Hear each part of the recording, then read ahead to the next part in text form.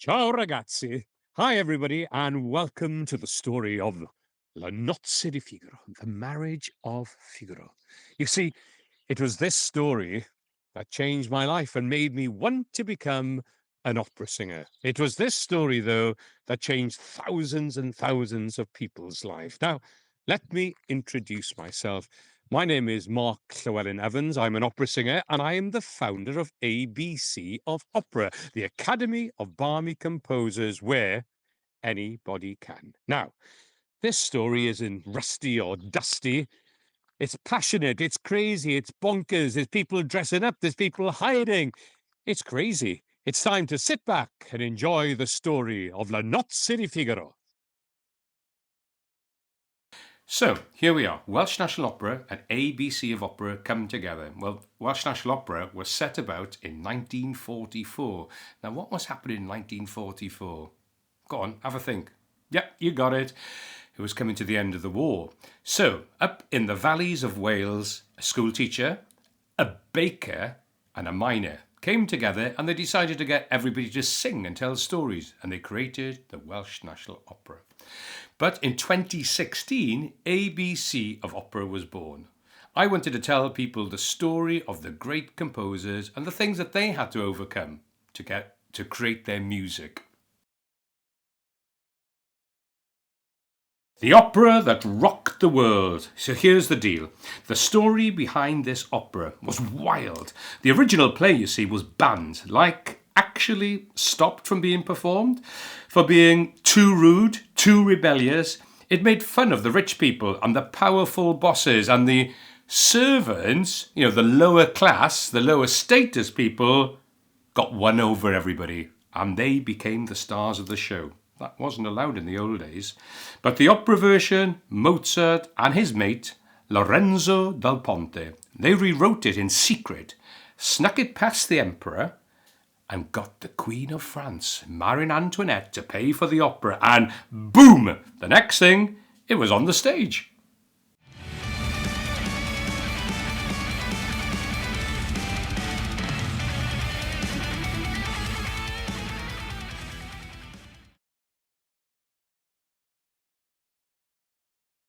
La Nozze di Figaro, the Marriage of Figaro. Here's a couple of dates to remember. 1784, the Beaumarchais wrote the play. Banned, stopped, not allowed. 1786, just 2 years later, Mozart, La Nozze di Figaro, the Marriage of Figaro, gets its first performance on the 1st of May in Vienna. It was cheeky, it was clever, it made people laugh, and it made people think. Some say it kicked off the French Revolution.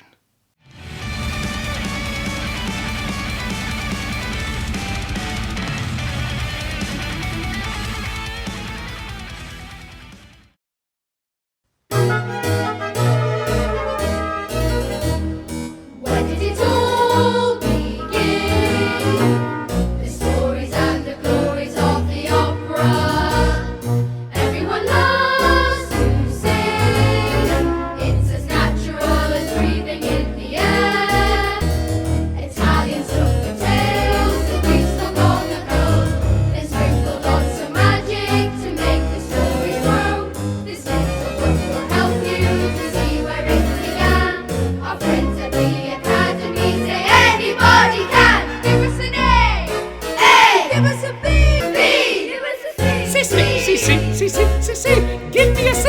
It's the ABC.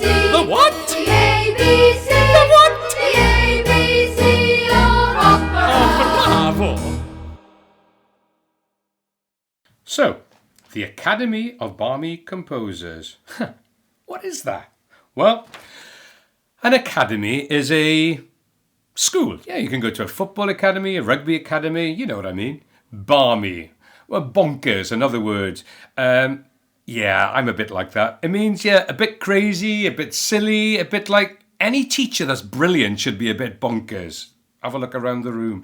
And the third word, the Academy of Barmy, the C, composer. What's a composer? Anybody know? Well, it's a music maker.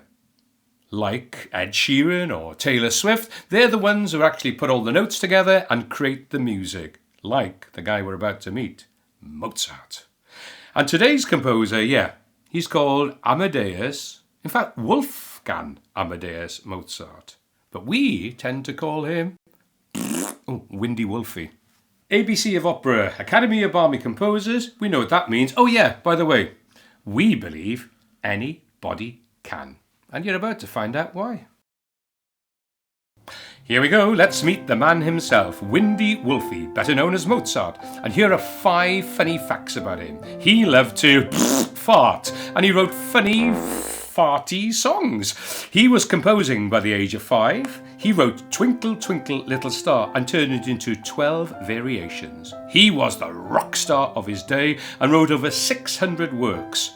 He wrote music for a mechanical chicken. Quack, quack, quack, quack. Oh no, that's a rubbish chicken. And he was born in 1756, but he died at age 35 and was buried in a pauper's grave. But his music has changed the world forever. So where is he from? Well, Mozart came from Salzburg in Austria. He lived in a very bright yellow house and he composed on the 3rd floor with his pet starling, a little bird, and the bird sang back all his melodies to him, but apparently they were always a little bit out of tune.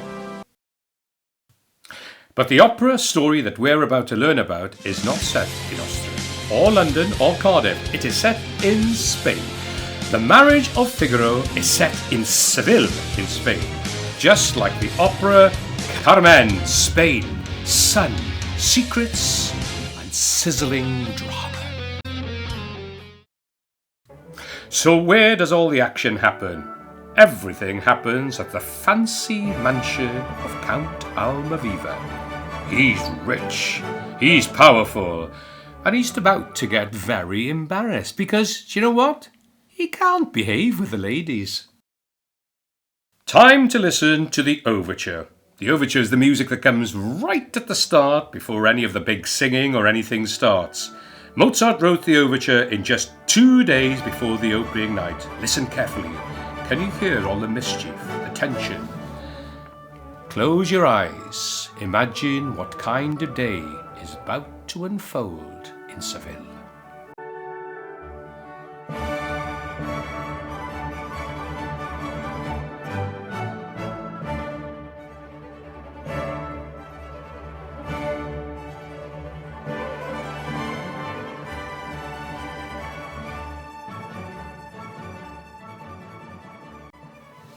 Time to meet the characters. Well, let me introduce you to some of them.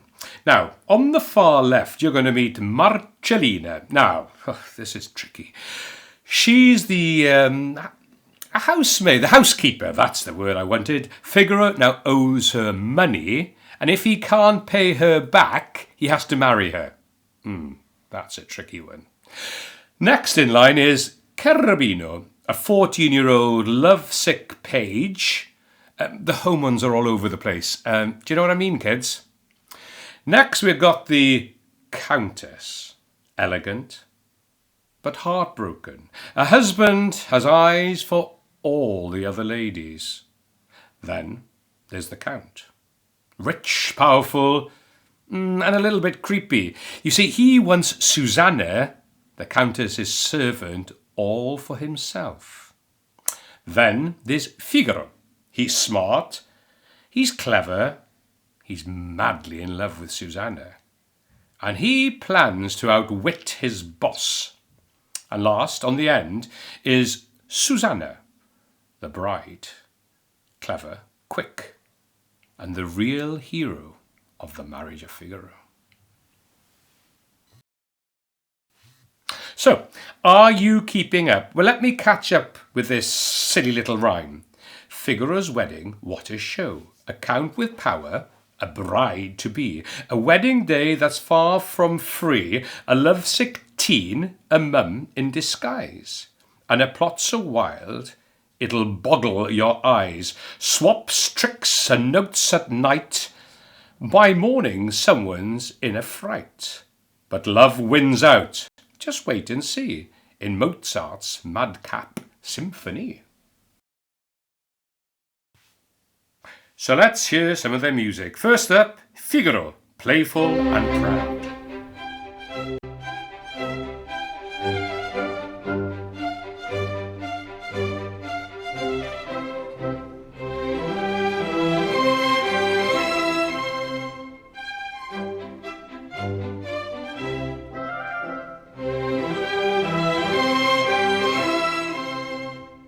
Next, Susanna, sweet and smart, but certainly not stupid.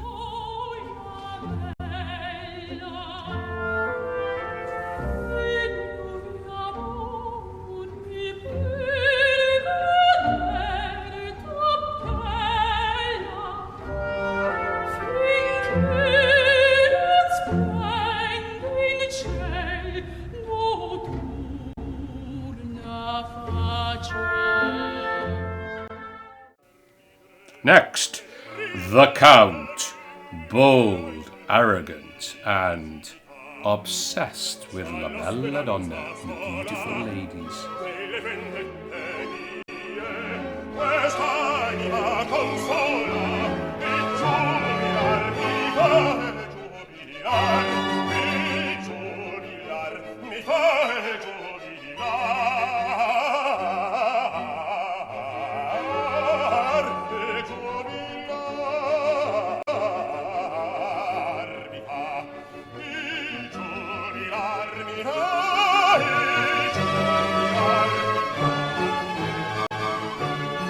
The Countess. Sad? Pathetic? No. Just in love with her husband.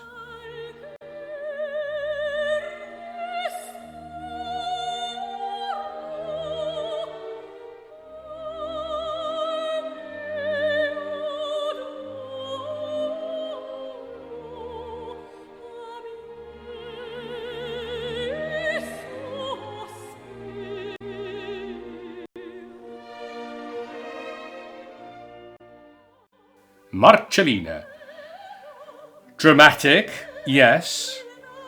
Did you know she's actually Figaro's mummy? Mummy? Mummy! Mummy is what I said, not money. He owes her money, but she's actually the mummy. Phew, that's why she can't marry him, but that's another story.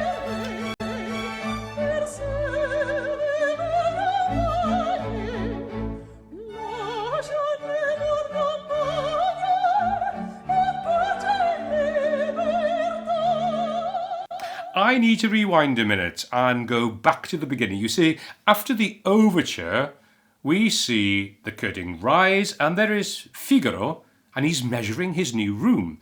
But Susanna reveals that the Count has given them the new room because he wishes to be closer to her. Figaro suddenly wakes up.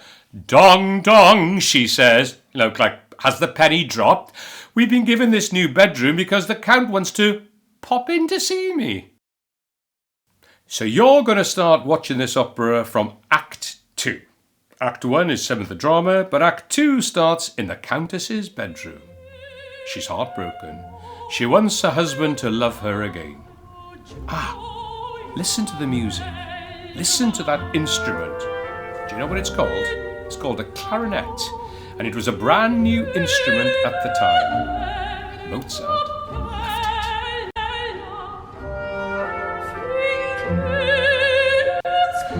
Well, that's a funny word on the screen. Recitativo. You see, in opera, they sing everything. They sing the big songs, which are called arias, but they also sing all the bits in between. So like if they were saying, would you like a cup of tea? Would you like a cup of tea? They would sing that. That's called the recits, the dialogue. The talky bits is called recitativo. So, I'm telling you the story of the Marriage of Figaro, the Nozze di Figaro, but what the heck is opera? Well, opera began in 1597 in Italy, the land of pizza and pasta. You see, they wanted to combine all the arts, music, dancing, singing, poetry, costumes, dance, everything together. And the guy who invented it was called Professor Barmy, Golden Locks. He said, let's put everything together. They said, are you crazy? This will take a lot of work. What a great idea! Let's call it opera, which means work. Relatable Carabino. Now, Carabino is a teenager, full of feelings, constantly feeling high and low. Falling in love, a walking disaster, a bit angry, shouting at mum and dad, shouting at friends. Can you relate to that? It's time to trick the Count with a tricky letter. You see, Susanna, who we know is going to marry Figaro, who the Count fancies and he's being inappropriate, she's also the Countess's servant. Well, Susanna and the Countess are going to send the Count a love letter to meet Susanna, inverted commas, in the garden. You see, the plot twists because it's going to be actually the Countess disguised as Susanna and Susanna disguised as the Countess. Oh, please try and follow. The garden chaos. Everyone shows up. It's dark. Everyone is in disguise. No one knows who is who. It's absolute mayhem. It's totally opera. So, the Count's in the garden. He grabs who he thinks is Susanna. The Count thinks he's won. He's got Susanna alone. He's flirting. He's about to kiss and he leans in. Madame, madame, I love you, I love you. Oops. She reveals herself. It's actually his wife. Cue dramatic music. The Count is caught red-handed. He's going to have to explain.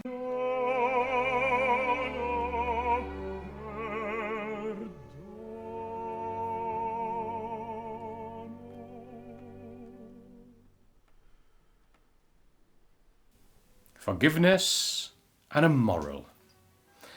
The Count begs his wife for forgiveness.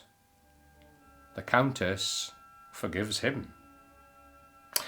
The servants win, and Mozart ends the show with a message. Love and friendship will always win. Do you know what? Never to be too big to apologise. Never worry about saying sorry. Never worry about getting rid of your pride. Do you know what? You don't have to always be right. You do always have to be kind, and you do always have to remember that anybody can. Amdani Blant Cymru. Mozart may have not ended up rich, but he certainly left music that changed the world forever. The Marriage of Figaro. La Nozze di Figaro. You see, if this did start the French Revolution, it changed the world forever. France has never had a king since, and the people are all the same. Hope you enjoyed. The end.